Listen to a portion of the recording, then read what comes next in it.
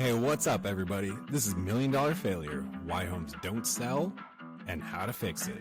These are real stories, real fails, and real solutions. And now, here are your hosts, Jeremy and Nicole.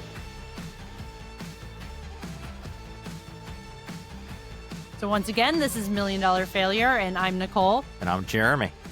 So welcome. So this is the Jeremy Run show again. Yeah. It's been a while since we've been on air, since we've done our podcast. A lot has been taking place in our world in real estate here on the Space Coast. And we're just going to, what's the word I'm looking for? Spitball it today. Ad lib.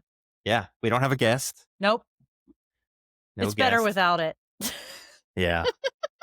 So, one of the topics we've been talking about recently is sellers and proper expectations, making sure that when you're at a listing appointment, making sure there's definite understanding of expectations of pricing.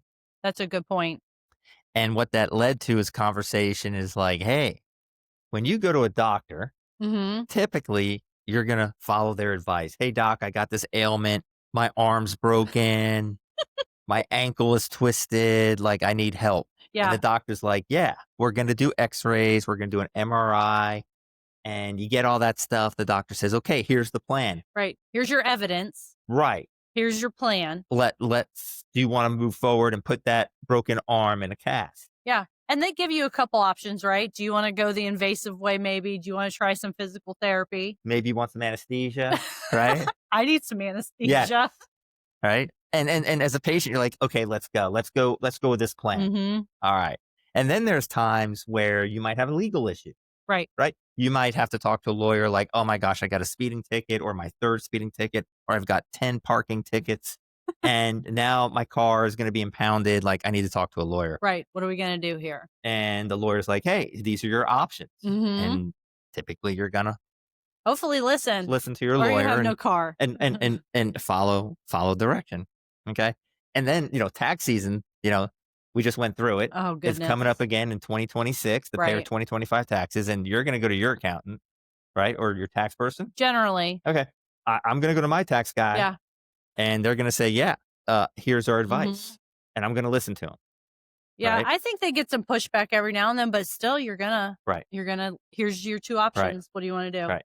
And so my point is those 3-4 examples, what happens when you go to sell your home and you have a realtor that hopefully you've researched and you've gone through whatever Google searches and even getting referrals from those agents. And now you trust that agent and now they're putting data in front of you. We'll call them x-rays, right? X-rays or MRIs of your home or your financial situation with the home. And they've laid out all the paperwork for you, all the data, all the graphs, everything. Maybe even appraisal. Like, we have brought appraisals for our clients saying, hey, this is. Absolutely. So we're recommending for a sale based on the timeline you're comfortable with, X. Right. And what happens sometimes?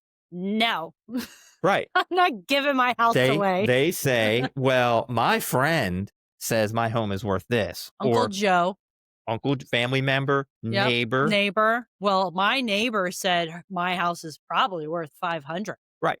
And so what we see happening at times are sellers not listening to the professional. They're not trusting the advice of the professional that's in front of them with the x-rays, with the CAT scans, with the MRIs, all the forensic analysis. Here's your data. Here's your market data. Right. Here's the homes that have closed recently. Here's the active homes. And nope. No. Uncle Joe said no. So then what happens? Well, that's kind of up to the agent. Right. Do you want to battle the homeowner? I've heard before, always take the listing. I don't think that's necessarily true anymore. Right. And so you might say, hey, you know what? We just can't, we're not going to sell your home at this price. No matter how much marketing we do with our awesome marketing plan, it's not going to sell at this price. Right. And we're We'd not love going to. Yeah. And we're not going to sit here and beg you to lower the price every week when you weren't on board with doing that. And so Mm-hmm. what can also happen is they'll like, okay, I'm just going to go to the agent that's like, yeah, I can sell your home for that price. Yep. And That then magic number. and then it sits Of course. and it sits. And there's no showings and there's no offers. Right. And there's nothing. But Uncle Joe said. But Uncle Joe said. So the first topic is sort of coming to an end here where I don't know if this is just like psychiatric help for myself or advice for sellers out there Mhm. is if you have a trusted professional sitting in front of you explaining the value of your home, Right. I hope you can trust it as much as you trust your doctor's advice, your lawyer's advice, your accountant's advice. But real estate agents are a dime a dozen and they're idiots. Right. And that's why you have to, I'm saying right. That's not necessarily true. That's why you have to vet your Mhm. realtor. You have to go through the process of vetting your realtor. When you're listing a home, you should get at least 3 different agents in your home Yes. to share their concept of what your home is worth, what type of marketing they're going to do, what Mhm. documentation do they have from past listings to show Yes. that they can sell your home. And what supports their number? Exactly. What is their plan to sell? We come in with a full marketing plan. Mhm. A lot of the times, I mean, we've been on several listing appointments where Mhm. they've seen no marketing plan. It's just, here are the comps. They literally straight go into pricing Yeah. and commission, and that is it. They skip out this whole big, how are we going to sell your house? Right. Right. Crazy. I like to think that we win every listing appointment we go on, but we don't. Right. And we had recently, probably 6 months ago, Mhm. close by here, and is it technically Melbourne Beach, just north of here? You know In where the I'm going with this. Atlantic. Yep. In the Atlantic. So we didn't win the listing. And we were very upfront what the value of the home is. I think we Right. brought a desktop appraisal for that one as well. We did. And we still gave a price slightly over it. Yeah. Yes. Like, we're willing to start here. And so what happened is this family, this husband and wife, they went with another agent. Yep. At a higher price. Well, it was actually, we were expecting it to be significantly higher, and it was almost exactly where we told her to price it. And we were so confused. Mhm. And then she said, well, they had a better marketing plan, but I think that was set out of spite. Mm. She knew it was going to injure us. So, yeah, you don't win them all. Nope. But and that one, see, my memory is my memory is different. We were shocked. Well, my memory has where they priced higher, and then we might be talking about different homes. Oh, maybe. And then it was priced higher than what we recommended, and then they kept dropping and dropping, and then it got to the point where it was delisted and they were going to rent it. Yes. So that's Crazy. yeah. So to wrap that up, listen, vet your realtor. Right. Make sure they know what they're doing. Full-time agents. Full-time agents. You do not want anyone part-time. That's right. I wouldn't. I mean, No. do what you want, but No. that would be on the top of my list. Full-time agent. Mhm. This is all they do. They're Yes. not. And then, like you said, what's the track record? What are their experience? Mhm. Also, what is the office doing to support your agent? Mm-hmm. Do you have a marketing team behind you? Do you have access to legal advice? Mm-hmm. Which we do. We have access to attorneys that will give us, Yeah. it's simple advice, right? It's Right. not like they're, at times it's simple advice. It's another thing to enter into, sit down with an attorney if you need one for real estate, because then Right. you're going to pay. But through your agent, you can get some simple advice if necessary. Mm-hmm. Mm-hmm. So yeah, So vet your agent. Right. You don't want to pick based on price or based on the commission amount. Yes. Yep. That's a big thing. The big mistake. Big mistake. If somebody's already cutting their commission, their own bottom line, how hard are they going to fight for you? Right. And so sellers also have to understand that in this day and age, after the NAR settlement, there is much more negotiating going on not only at the listing agent point Mm-hmm. of introduction of the realtor and the seller together, and can they work together and negotiating commission. You're going to negotiate commission again. Yes. When you get a contract offer to you, Right. the buyer's agent, they're going to call us and they're going to be like, hey, what are you offering? And we'll be like, Mm-hmm. oh, it's 2.5, 2, 3, whatever it may be. And they're like, great. And they're going to go show the home. Yes. And then they're going to bring an offer. And when they do bring the offer, what happens? Doesn't matter what that we told them. Yeah. We were offering. Yes. Because generally they're going to ask for 3. That's it. So we're offering 2%. Great. A week later, a week and a half goes by. Hey, great news. We're going to putting in an offer. They send the offer and here's a separate document. Yes. It's not supposed to be in the contract, but it's a separate document. Separate document. Signed by the brokers. Yep. Agreeing to the commission that the seller, the buyer's requesting. The buyer's agent. And so the buyer's agent is typically these days saying, oh, you offer me 2. Well, I want 3. Absolutely. So now what happens? You have to go to your seller and say, here's the offer. And Right. oh, by the way, the buyer's broker agent Yep. wants 3%. I know we were offering 2.5, but they're asking for 3. How would you like to proceed? Absolutely. So now there's even more negotiating. So back to your point, when you pick your agent, Mm-hmm. you want to make sure they have this experience of negotiating through this new world. Right. And knowing the local norms. So that's something that like a full-time agent knows. So in Indian River, it's 2% in escrow. Here, it's like 1% in escrow. Mm-hmm. I just did something outside of our area. Mm-hmm. I don't know their norms. Right. You know, like you Right. have to feel it out. Like Right. what is the normal inspection period? What is the normal escrow? Right. All of that. Yes. So vet your realtor. Mm-hmm. Pick a good one based on experience, on knowledge, on marketing ability. Mm-hmm. Don't base it on commission. Right. Don't. Never. Because an excellent agent will earn that commission and get you top dollar. Every time. Okay. Wonderful conversation. Fantastic.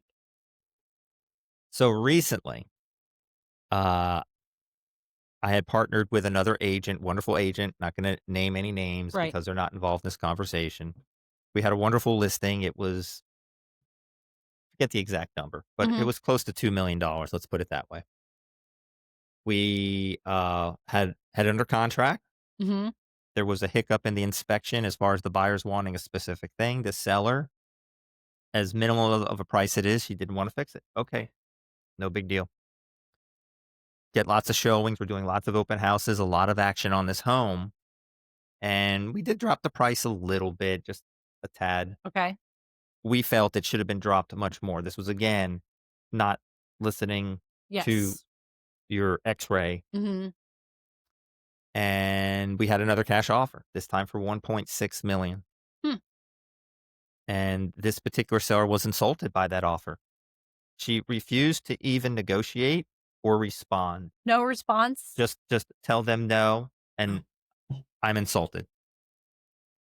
So 1.6 million cash offer, quick close, 14-day close, minimum inspection period. Oh my goodness. So okay, that's fine. So time goes on. We can't come to an agreement of what the home should be reduced to. Mm-hmm. She decides to take a break, take it off the market. Right. It's fine. She would then listed with another agent. Saw a couple weeks ago the home closed Okay. Oh no. for $200,000 less than the 1.6 million cash offer. Well, they're the one that has to sleep at night. So it's frustrating as an agent. It's not so much losing the deal, losing income, because that's what people are going to think. You're just upset. It's not. No. It's, I feel awful for the seller who was so concerned about getting top dollar and refusing that. Maybe her circumstances changed. I don't know. But she this particular individual lost out on $200,000. Oh my goodness. Because of, at that point, not willing to accept where we were in the market. Right. Well, you have to it's so hard to take the emotion out of it sometimes. Yeah. For everyone. Yeah. Buyer, seller, agents. Well, we think this is going to happen to another client of ours. that Okay. we had listed. We got an awesome offer, cash. You and I did. We were so excited about it. Mm-hmm. Brought it to him. Mm-hmm. Wouldn't even let us finish reading the offer. Right. Like, and we know Mm-hmm. that in the next year, if it will be less than that offer. Yes. Now I know exactly what you're Mhm. talking about. Yes. Very frustrating. Very frustrating. Like cash, Right. strong offer. Yes. And we're working hard to bring those offers, the Mhm. marketing, the follow-up phone calls, the scanning of the emails and responses on our webpage of these sites, things of Mhm. that nature. Yeah, so that does but that's part of the job. And I think part of it also is our competitiveness. Like we do Mhm. not like to lose anything. Right. We don't want to lose a listing at a listing appointment. We don't want to lose a sale. We don't. And we get great pride and happiness from bringing joy to sellers and buyers. Like Of if we can course. get a family to get the home that they want at the price they want, or a family to sell their home at the price they Mhm. want so they can move on to their next station in life, Absolutely. that That's that's the motivator. right. Right. That's the joy in the job. Always. The joy isn't the grinding through the paperwork and whatnot. But yeah. Right. Negotiating, fighting with other people. Yeah. Yeah. Yeah. I know. I'm helping somebody buy right now, and it was a long day. It Hmm. was so hot out this weekend. Hmm. But going and finally taking to the home that I knew would be perfect for her. And I Hmm. had told her 2 weeks ago, I was like, I have the home for you. Hmm. And it was one of the last ones on the list. And at first she was like, I don't know, don't feel the storage. And she goes outside. She's like, nope, I want it. I need this backyard. I need this pool. Yeah. I need this location. Just how excited that she got. And I Yes. know how excited the sellers are too, because it's another agent in our Yes. office. Like they're over the moon. Yeah. Yeah. I had a similar situation in Vieira.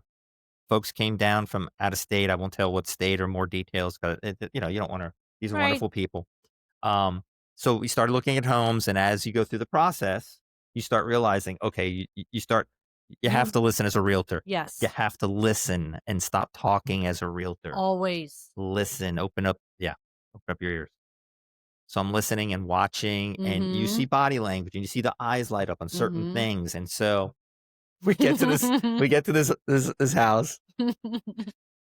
And as I opened the door, they were kind of delayed in getting out of the car, and I opened the door, and I walked in, and I walked back out. I go, just get your check ready because This is it. you're buying this house. Yeah, this is your home. And we did. We didn't buy it, but the offer was made. Right. Unfortunately, we couldn't come to an agreement. And we'll find them the perfect house again. You know the perfect house Yeah, now. and so that just brings. And again, this is not this. It didn't happen. It just wasn't the right price for my buyers. But they'll be back down, and we're gonna find them a perfect home. But that's wonderful in this business. That's what we work for. No, every time. Yep. Okay. So let me give you an example of helping beyond Yes. closing. Mm-hmm. This was very simple. Coming back from Gainesville. Yes. See, as a full-time agent, it never stops. I'm No. driving home. I have my son. He's turning 22 in August. Anyway, he's still at Gainesville, but anyway, it's a long story short. He's coming. We're driving home, and I get a call. Now we've already closed on this property. My buyers. Mm-hmm. The daughter lives here. Okay. Okay. Her father is moving down. That's who bought this house. And so we've already closed, but we had an extended stay for the sellers. They Right. permitted them to stay, Okay. whatever, a week and a half, 2 weeks. Yeah. Post occupancy. Yeah. So, okay. so they moved out.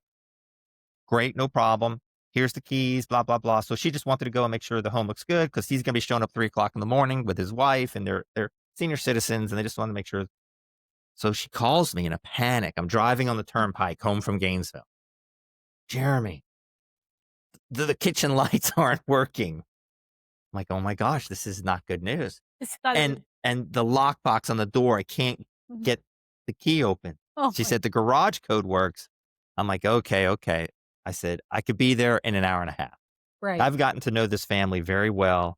They're so lovely. Mm, I've had many meals with them. They're wonderful people. okay. It's like multi-generational. I've met the children. Mhm. I've met the parents of the children. I've met the grandparents.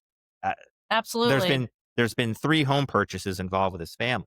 Right. I've done that. Wonderful people. So my wife's like, let's just go straight there. I'm like, you sure? She's like, yeah, let's just go. Like, okay. So I go and was able to get the lockbox open. And it's okay because there's different lockboxes, and I've had trouble with lockboxes before. Oh, yeah. Until you learn, like, if it's a different brand and how they open. It's miserable. Okay. Locks and so I get that open. boxes. And I know through my own house that certain rooms will have, like, I call it a kill switch. So if that switch is off, it doesn't matter what other switch you turn on. Correct. Those lights aren't coming on. She didn't figure this out. She's very smart. But no. No is the answer. Right. But once I got there, I'm like, okay, try that. And boom, it came on. And so she was so happy that I showed up. And look, I'd rather get that call at 4:00 in the afternoon Please. than at 3 a.m. when the owner was showing up. These things don't work. I can't get in the house. Absolutely. So, but my point is, never ending. When the utility wasn't changed over or things of this nature, the plumbing isn't working.